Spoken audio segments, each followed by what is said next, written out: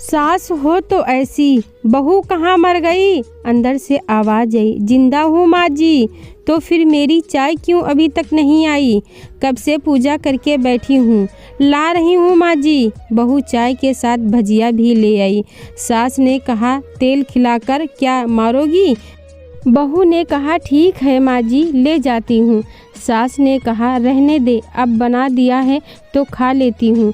सास ने भजिया उठाई और कहा, कितनी गंदी भजिया बनाई है तुमने। बहू, माँ जी मुझे कपड़े धोने हैं, मैं जाती हूँ। बहू दरवाजे के पास छिपकर खड़ी हो गई। सास भजिया पर टूट पड़ी और पूरी भजिया ख़त्म कर दी। तब बहू मन ही मन मुस्कुराई और काम पर लग गई। दोपहर के खाने का वक्त हुआ। सास ने फिर आवाज़ लगाई, कुछ खाने को मिलेगा? बहू ने आवाज़ नहीं दी। सास फिर चिल्लाई, भूखे मारोगी क्या? बहू आई सामने, खिचड़ी रख दी। सास गुस्से से, ये क्या है? मुझे इसे नहीं खाना, इसे ले जाओ। बहू ने कहा, आपको डॉक्टर ने दिन में खिचड़ी खाने को कहा है, खाना तो पड़ेगा ही। सास मुंह बनाते हुए, हाँ तू मेरी माँ बन जा। बहू फिर से मुस्कुराई और चली गई। आज इनके घर पूजा थी। बहू सुबह 4 बजे से उठ गई। पहले स्नान किया, फिर फूल लाई, माला बनाई, रसोई साफ की, पकवान और भोजन बनाया। सुबह के 10 बज गए। अब सास भी उठ चुकी थी। बहू अब पंडित जी के साथ भगवान के वस्त्र तैयार कर रही थी। आज ऑफिस की छुट्टी थी। उनके पति भी घर पर थे।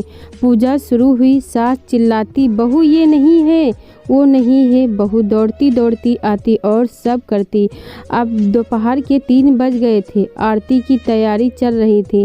पंडित जी ने सबको आरती के लिए बुलाया और उसके हाथों में थाली दी। जैसे ही बहू ने थाली पकड़ी, थाली हाथों से गिर पड़ी। शायद भोजन बनाते हुए बहू के हाथों में तेल लग गया था, जिससे वो पोंछना भूल गई थी। सारे लोग तरह तरह की बातें करने लगे। कैसी बहू है, कुछ नहीं आता, एक काम भी ठीक से नहीं कर सकती, ना जाने कैसी बहू उठा लाई, एक आरती की थाली भी संभाल नहीं सकी। उसके पति भी गुस्सा हो गए, पर सास चुप रही, कुछ नहीं कहा, बस यही बोल के छोड़ दिया, सीख रही है, सब सीख जाएगी धीरे धीरे। अब सबको खाना परोसा जाने लगा। बहू दौड़ दौड़ के खाना देती, फिर पानी लाती। करीब 70-80 लोग हो गए थे। इधर 2 नौकर और बहू अकेली। फिर भी वहाँ सारा काम बहुत ही अच्छे तरीके से करती। अब उसकी सास और कुछ आस पड़ोस के लोग खाने पर बैठे। बहू ने खाना परोसना शुरू किया।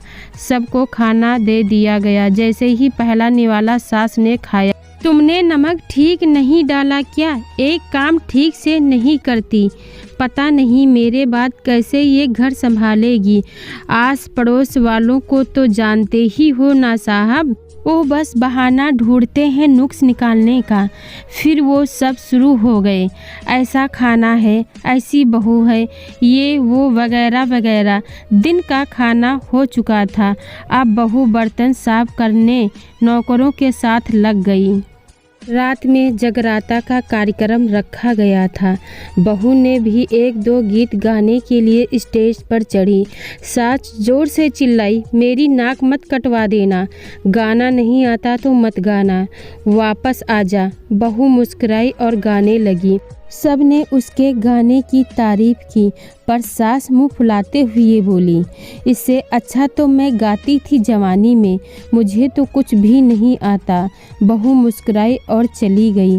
अब रात का खाना खिलाया जा रहा था।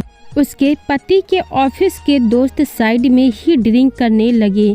उसका पति चिल्लाता, थोड़ा बर्फ लाओ, तो सास चिल्लाती, यहाँ दाल नहीं है। फिर से पति चिल्लाता, कोल्ड ड्रिंक नहीं है, पापड़ ले आओ। इधर उधर आखिर में उसके पति की शराब गिर पड़ी उसके एक दोस्त पर और बोतल टूट गई। पति गुस्से में 2 झापड़ अपनी पत्नी को लगाते हुए कहता है, जाहिल कहीं की, देखकर नहीं कर सकती, तुझे इतना भी काम नहीं आता। सारे लोग देखने लगे। उसकी पत्नी रोते हुए कमरे की तरफ दौड़ी। फिर उसके दोस्तों ने कहा, क्या यार, पूरा मूड खराब कर दिया। यहाँ नहीं बुलाया होता, हम कहीं और पार्टी कर लेते। कैसी अनपढ़ गवार बीवी ला रखी है तूने।